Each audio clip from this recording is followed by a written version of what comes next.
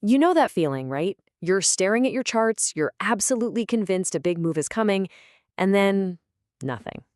Just sideways chop. It's frustrating, and it makes you second guess your entire strategy.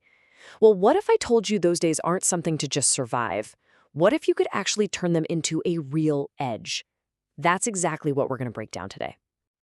Welcome to AI Explains ICT. In this video, we are diving deep into the core content from month 10, episode 8. And trust me, you're going to want to take some notes. We're about to unpack some ideas that could seriously shift how you look at the market. So, here's the game plan. First, we're going to tackle that feeling of frustration when the market just goes flat.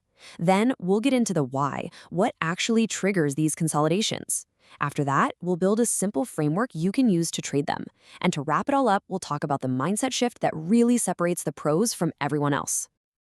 All right, let's jump right in. We've all been there, right? Staring at a chart that's just dead. It's not going up, it's not going down, it's pure frustration. So let's turn that confusion into some real clarity. You know, ICT talks about this all the time. He says you get all hyped up for a big price move, you're ready to go, and then price just fizzles out. It does absolutely nothing. For any developing trader, that feeling is just soul-crushing, but it's only discouraging when you don't get what's happening under the hood. So what's the missing link here? What's the key? Well, according to ICT, it all comes back to the bond market. Seriously, when the bond market decides to take a nap, it pretty much puts the brakes on everything else, especially Forex. Once you grasp that connection, you stop being a victim of these slow days, and you start anticipating them. That's a huge shift. Okay, so we know the bond market is a big part of the what. Now let's dig into the why. Why do these consolidations even happen? Because if you can spot the triggers ahead of time, you're already way ahead of the game. So what are we actually looking for? What are the telltale signs that scream, hey, today might be a slow one? Believe me, it's not random. There are very specific, repeatable clues we can watch out for. All right, here are the big ones. First up, check your economic calendar. If it's a ghost town with no major U.S. news, that's your first red flag. Second, look at your charts. Where is the price? Is it bumping its head against a major weekly or daily level? Or maybe it's hit the 50% mark of a huge price swing. That's where the big players often take their foot off the gas. And of course, you've got the obvious ones, U.S. bank holidays or bond auction days. Those are practically guaranteed consolidation days. And that second point brings us to a really important concept, the higher timeframe PD array. Just think of these as, well, giant speed bumps on the market's highway. When price has been screaming in one direction and finally smacks into one of these premium or discount zones on a higher timeframe, everything just slows down. Why? Because that's where the big institutions are rebalancing their books and taking profits. It's their activity that stalls the momentum, and it's almost always the quiet before the storm. Okay, so we've got the why down. We know what to look for. Now for the fun part. How do we actually trade these things?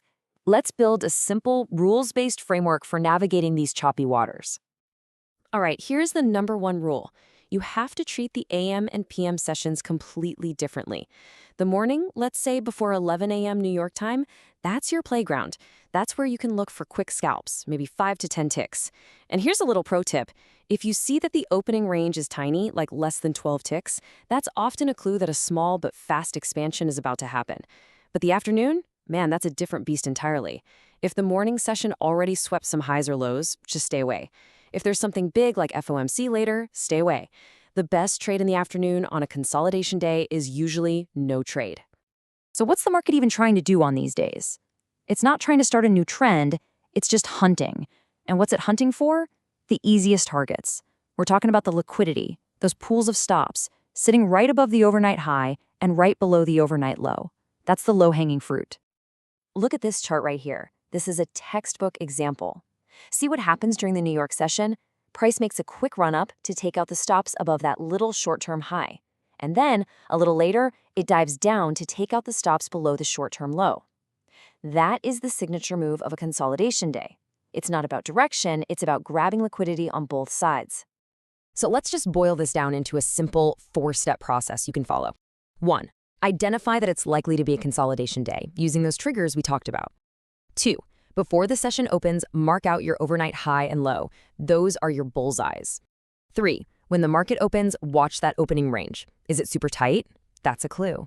And 4, if you're going to take a shot, do it in the AM session and aim for one of those liquidity levels. Simple as that. All right, we've talked about the why and the how. We've got the mechanics and the tactics. But none of that matters without the right mindset. And honestly, this next part is the most important piece of the puzzle. It's about a complete mental shift, from seeing these slow days as a pain to seeing them as a massive opportunity. And this quote from ICT just says it all. Consolidation days are like big banner signs. Hello, there's a big opportunity coming. Think about that. Instead of getting frustrated, a professional trader looks at a slow market and thinks, okay, something big is brewing. The pause isn't the main event, it's the setup for the main event. And really, it comes down to 2 types of traders. You've got the impulsive cowboy trader. They get bored, they get antsy, they force trades they shouldn't, and they get chopped to pieces. They're basically a victim of the market's psychological games. But then you have the professional. They love the pause. For them, it's a gift. It's time to analyze, prepare, and plan their attack for when their real move comes. It's about mastering yourself, not the market. And when you make that mental shift, everything changes. That nagging fear of missing out, it just vanishes because you know why things are slow. Those impulses of fear and greed, they get a lot quieter because you're following a process, not just reacting. And best of all, it gives you the breathing room to get ready for the A-plus setups. This is how you build real patience and discipline. And look, this is really the whole point. The reason we're even learning these techniques isn't to make a killing on choppy days. That's not the goal. The goal is to use these days as a training exercise. It's about keeping your professional perspective and mastering self-control. If you can stay disciplined when the market is at its most boring and frustrating, well, you're not just mastering the market, you've mastered yourself. So I want to leave you with this one question. The next time you see the market go flat, how are you going to react? Are you going to be the trader who gets frustrated by the pause, or are you going to be the trader who's using that pause to prepare for the next big move? Because that choice and perspective, that changes everything. Hey, if this breakdown was useful for you, do me a favor and hit that like button and subscribe to the channel. And if you have any questions at all, seriously, drop them in the comments. A real person will get back to you. Stay safe out there and happy trading.